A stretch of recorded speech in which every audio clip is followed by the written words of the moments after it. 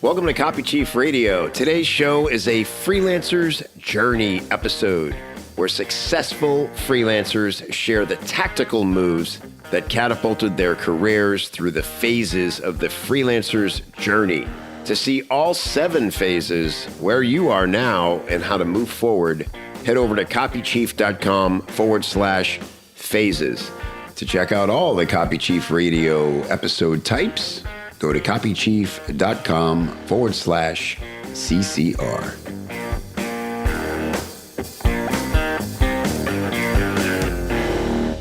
What's up, everybody? Thanks for being here. Really excited about this conversation today with Alex Faust. Alex is the COO at Growth Institute, a great company that you should be following, and they help businesses grow, essentially. It is the Growth Institute. They have amazing leaders and content. They've been around for a long time.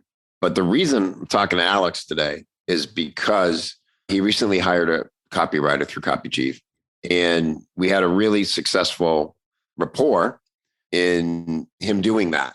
And I just thought Alex is the perfect avatar of a good client. I talk a lot about good clients versus bad clients and having your own standard as a freelancer and looking for clients who meet that standard. And it was very clear through, the lens of Alex that he had a similar standard in the way he vetted the writers and why he ultimately decided on the writer he hired. It's the first time they've had a professional copywriter in their business, and they're a big business.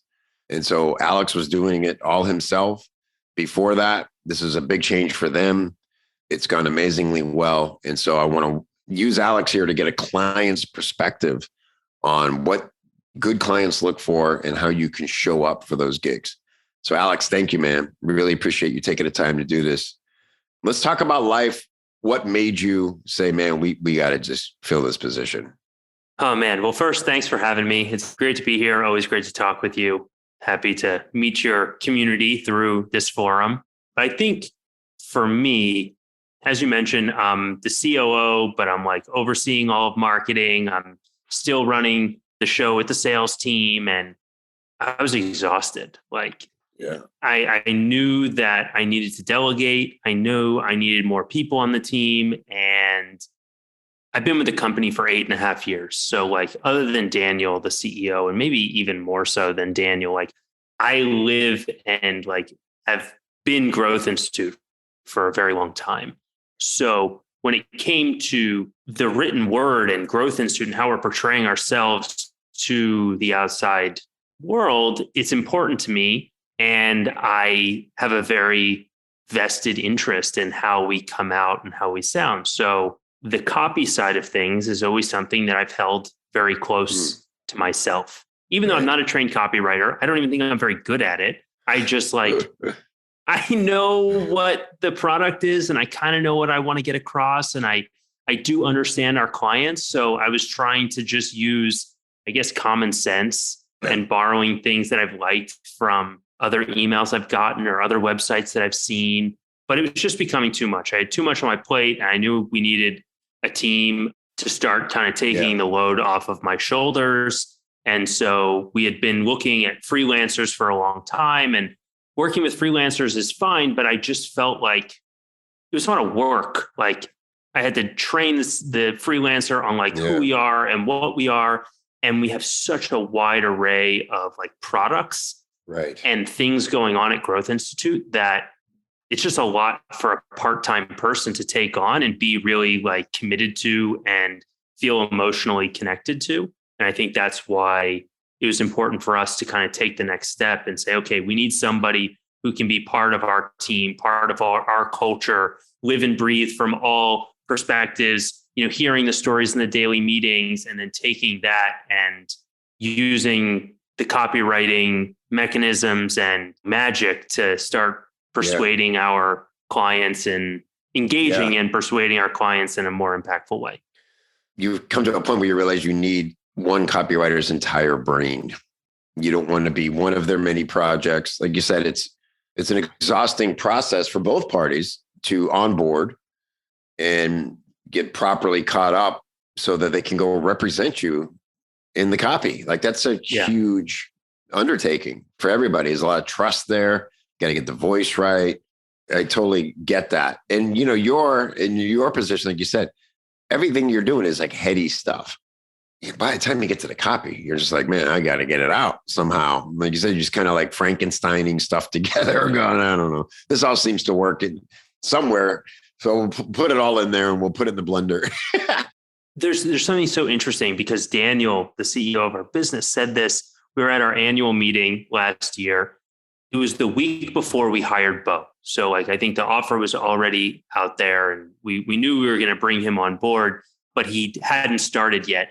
And he's talking about our emails. He's like, how many people are fit in the largest soccer stadium, football stadium in the world? And I don't know, 100,000. It's like, okay, if you had the opportunity at halftime to be on field with a microphone, how much would you prepare to speak to those 100,000 people? And people are like, oh, weeks, months, whatever. I would be sweating. I'd be so nervous. I would prepare every second, every pause, every, inflection in my voice. He goes, okay, how much time do you prepare for an email that goes out to 100,000 people?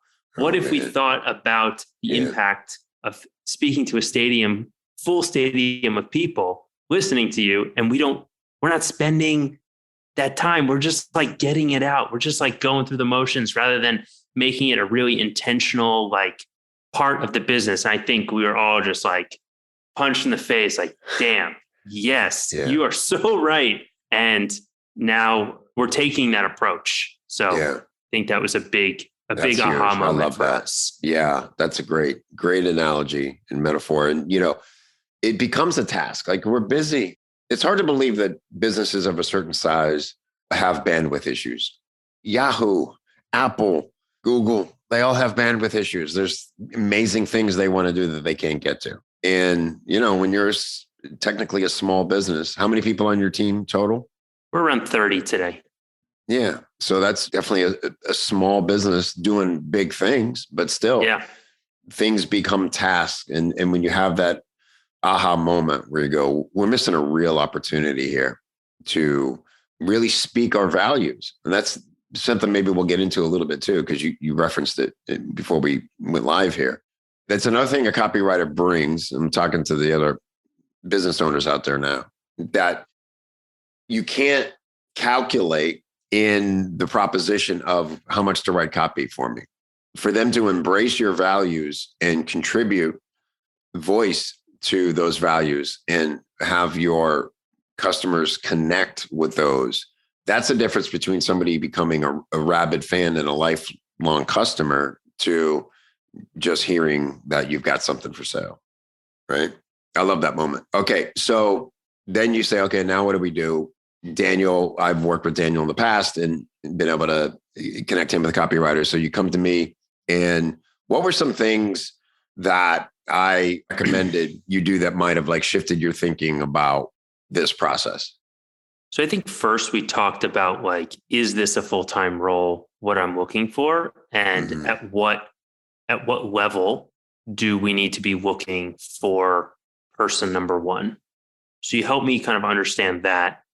And then there was one thing when I sent you the initial job posting, I had some criteria around what we were bachelor and something like that. Something that I was oh, a writer should probably have this thing, right.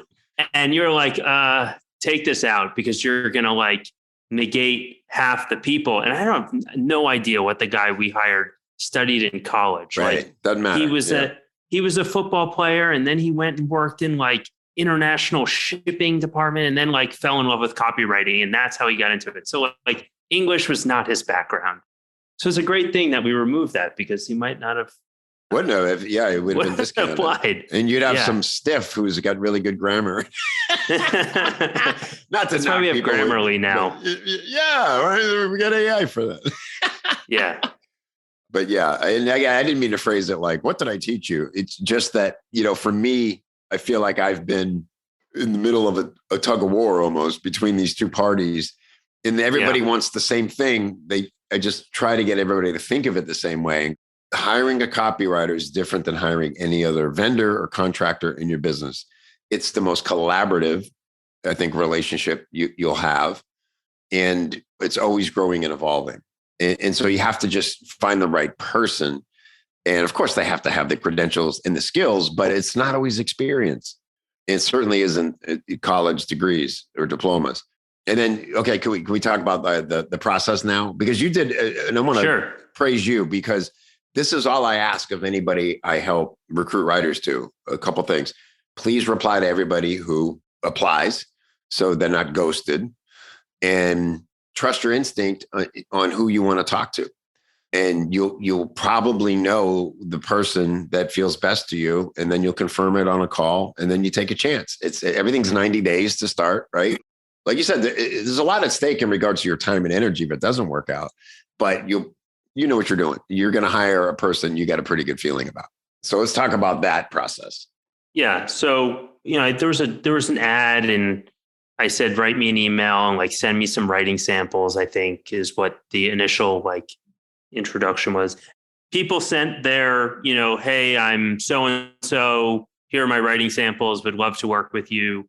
I went through the writing samples. We probably got like somewhere between like 12 and 15 people reached out for the opportunity. So read some of their samples, checked out emails, blogs, some ad copy, some of their sales page copy. And you can kind of get a sense for people's personalities through that. And I think we took 5 or 6 of the 12 to 15 to have an initial conversation with. It was a 30-minute screening interview to just understand how they think like holistically about marketing and the role of copy and marketing, because I wasn't interested in just hiring someone who's going to write stuff. I want a writer who's going to be part of my marketing team, who's going to be interested in the customer profile and how they go from ad to landing page to email database to the sales team and how they're interacting with the sales team and back into marketing. Like that's how our team works. We don't have a sales and marketing team. We have a growth team. We all work together to kind of accomplish that. And this person needed to join that team. So we get through that, and I get down to 3 people from those 6 conversations. And when I said no to the other people, I was like, hey, thanks so much. We've had like some great interviews. I'm moving forward with other people, but if you're okay, I'd love to keep your information on file. And luckily now I've got a pool of people. If I ever need a freelance copywriter, I've got these 11 to 14 other people who've submitted their information. I have their samples, and we've kind of created some sort of relationship that I can come back to. Anyway, we take those 3 people and I ask them to do a writing assignment. And the writing assignment was like pretty basic, write an invite to this webinar.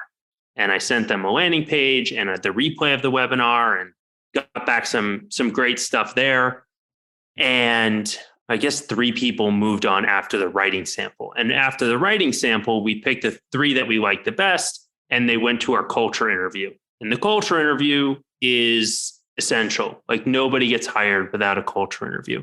Daniel could be in love with somebody. They could do 10 hours of interviewing with Daniel, and Daniel, the CEO, is not allowed to hire them unless they go through the culture interview. Because we've had too many experiences bringing people with like the right experience, but they get here and they fumble because they're not good communicators. They're not good team players. They don't, they're not collaborative. They're not speaking up. They're living in their own little world. And that might be great for some places, but that's not what we wanted at Growth Institute. They go through the culture interview, pass the culture interview. There was one more. All right, let's make sure that you're going to be a good fit long-term here. I think it was like an hour-long interview with lots of different types of questions, talking about career history and things of that nature. And then we made the offer. So pretty intense and like kind of a long process. But for us, we can't afford to screw it up. And so we just take a lot of time, and we're very mindful. And it turned out working really well for us, because I'm very happy with the individual we decided to work with.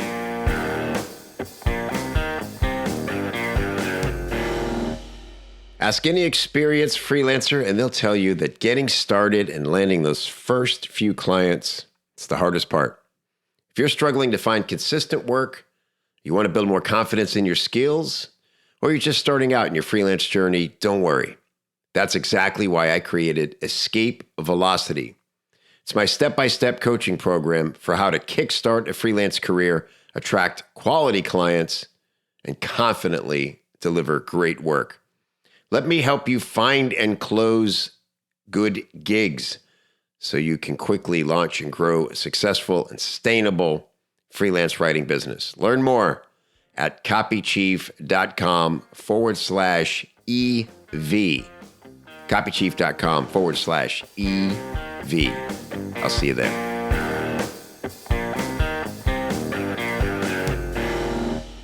All right, great. And so I know you smile every time you mention him in this process. Tell me why that is. What did he do to stand out? Because you were pretty sure when you chose Beau, like this is the one I'm going with. I mean, it was from the first minute. He sends this email to me. I'm just going to read the first like 2 lines because it's funny. And the only reason it wasn't like in the trash can was because the subject line, I knew it was for the position. It says copy content coordinator position. It says, yikes, Alex, that was a close call. I was whipping up some Moroccan spiced chicken I found from this incredible food page called Big Al's Little Kitchen when a loud ringing noise came from the other room. I grabbed my biggest kitchen knife in sight and tiptoed to the next room, ready to scare off what I expected to be a couple of punk intruders. Before you think I'm crazy, I just watched The Watcher on Netflix. Anyway, I won't go into the rest, but Big Al's Little Kitchen is a food blog that I wrote like 5 years ago. And This Moroccan spiced chicken is like one of my favorite dishes. And there's a recipe for Moroccan spiced chicken. And he was distracted because he got the ping from Kevin Rogers about this amazing opportunity at Growth Institute. So he, was worried with his knife and tied it all together. And I was like, oh man. And he continued, like the whole email continued with like these themes of like his energy and his personality and things that he knew about Growth Institute. So you can just tell this guy, like, it wasn't like this is the same thing I send to every person who's got a job opening, because this couldn't have been for anybody other than me. Right. This email does not land for anybody other than Alex Faust. And I immediately copied this thing and I sent it to the team, our whole like team WhatsApp channel. I said, look at this email application I just got. Our CEO is like, hire him. Like, so brilliant, And of course we went through the whole process because we had to do our due diligence, but like, man, it's off the bat. Like, that's great. We got some other good emails, but this was like, it was so unique. I love this so much. It's so funny. Literally was talking with Daniel Throssell last night about that. I don't know if you know who he is, but he is an incredible copywriter and has done amazingly well building a list, his personal brand. He has a product called Upwork in an Hour and teaches people how to write good proposals. We talked about this very thing. It's so funny that I didn't know what was in Beau's, but here's what's the thing about it. And I don't want people listening to skim the top and get the wrong takeaway here. It isn't that Beau wrote to Alex in a way that was meant to be clever or a pattern interrupt or any of those things. It was what he showed in what he wrote to him. Yes, it was entertaining. Yes, it was funny. But how many character traits came through did he show Alex without having to tell him about him? He showed that he is interested, curious, lighthearted, does research, went and found Alex's old food blog from years ago and researched it deep enough to find a recipe and find out that was Alex's favorite recipe. I mean, of course, hire that guy, right? Like compared to I am replying about the job you posted. And man, I love that you pointed that out. I didn't even know he did that. And it just goes to show your savviness and your company savviness about the kind of people you want to hire. There's another in point because it came down, like I had 3 really good candidates at the end that all submitted good writing samples. They all passed the culture interview. Like it was like, how are we going to make a decision? And what it really came down to was, yes, this was a good intro email. But then when it was the writing sample, Beau again showed me that this guy didn't just I sent them the landing page and the replay page. And there's no way he wrote that introductory email, that invite, without watching that video and taking copious notes or watching it like 3 or 4 times. Because there were lines and phrases that Vern Harnish, author of Scaling Up, who did the webinar, said that the only way you get that in the email is if you really, really paid attention. Yeah. And they were catchy and they were witty, and other people incorporated things from the webinar, but he did it in a way that like, he didn't read the back of the book, right? Like, right. This is on page 146, paragraph 3, sentence number 2. Like, it's hidden. And he found it and brought it out and turned it into this like thing that really, and I was like, okay, this is a guy that I feel like I can trust him to like live and breathe what we're representing, because it's not just Growth Institute. We're partnering with some of the best thought leaders in the world, and we need to represent them as importantly as we need to represent ourselves. So it was great.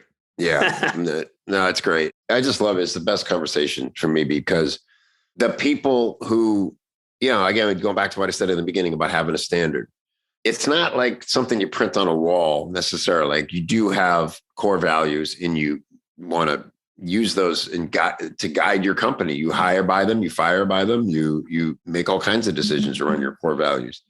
But the best way for them to shine through is by actions.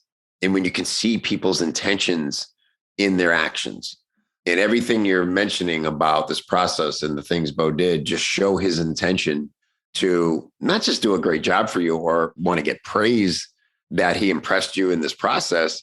You go, this is the kind of person I am, and this is what you'd be getting if you hired me. I'm going to bring this energy, this curiosity, this detective work to everything you put in front of me to make your emails come alive. So there's a couple other things that I think I should mention. And maybe this isn't everybody, and every different companies might need different things from their copywriter. So I'm not trying to fit everybody into the Beau box. Right. But the other thing that was important to me, and I mentioned, is like I was looking for a marketer, right? And Beau doesn't necessarily, or never had any experience being a marketer, but he was hungry for it. And so when I asked him about his past experiences and what he liked about working with some of his freelance clients and what he didn't like, time after time, like, he didn't have the connection and the feedback loops with the client.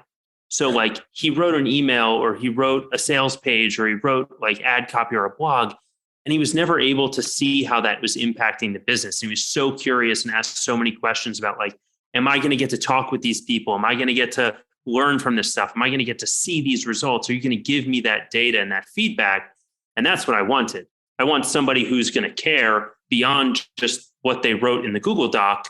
Are you going to go check all the data to make sure that what you're doing, and it's not my responsibility to tell you that your stuff's working or not working, but you're coming to me and saying, this could be better. We should A/B split test this. And like, those were the things that in the interview process, not just with his written word, but like his personality, that I knew that's what I wanted in a teammate for Growth Institute. So thanks for saying that, because that's the big conundrum with freelancers.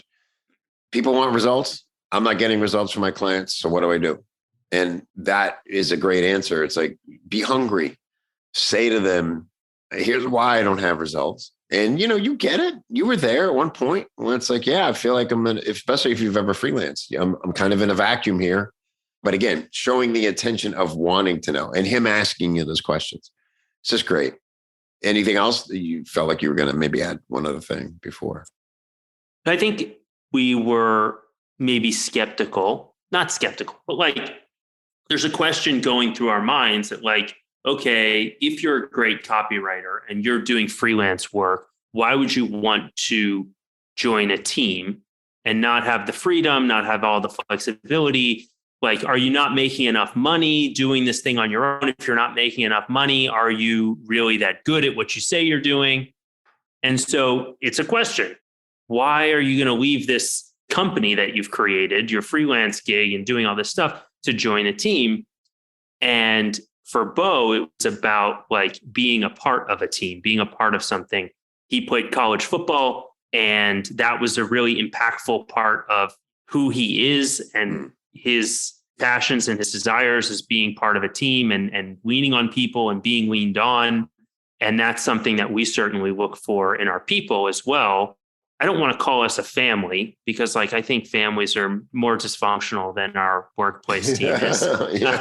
We're less dysfunctional. Yeah, we're not as dysfunctional as a family, and we work at that.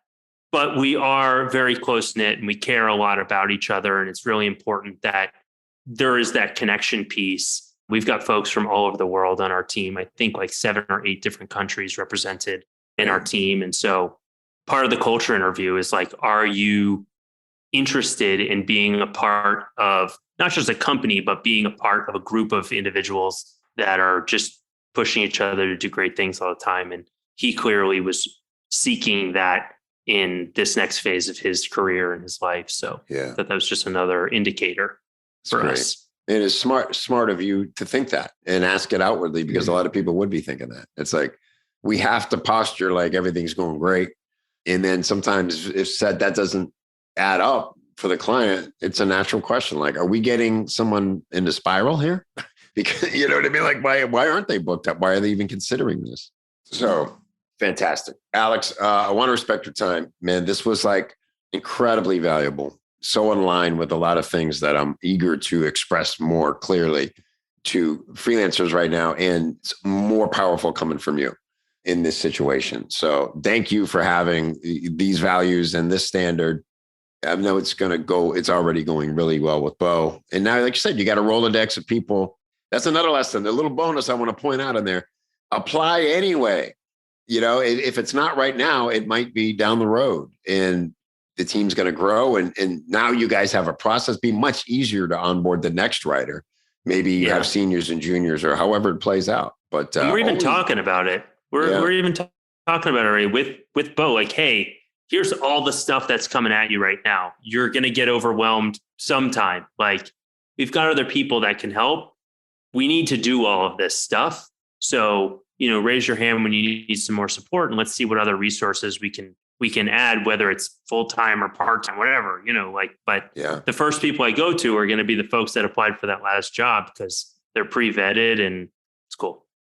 Fantastic. All right. Growth Institute, everybody. Again, Alex was very generous, and, go apply if you're in Copy Chief. Add your name to the pile. I'll give Alex the pass on being as proactive as he was when he was actively hiring, but it never hurts to reach out and take what you heard from him today and apply that to every interaction you have. It's gold. Thanks, Alex. Really appreciate it, buddy. We'll talk soon. Yeah, thanks, Kevin. Nice to meet everybody via voice. It's a fine voice, too. Yeah, thank you. Talk soon, buddy. Hey, don't forget your goodies. Head over to copychief.com/copychiefradio to get some great free stuff to help you put the things you hear on the show into action for your business. Copychief.com/CCR.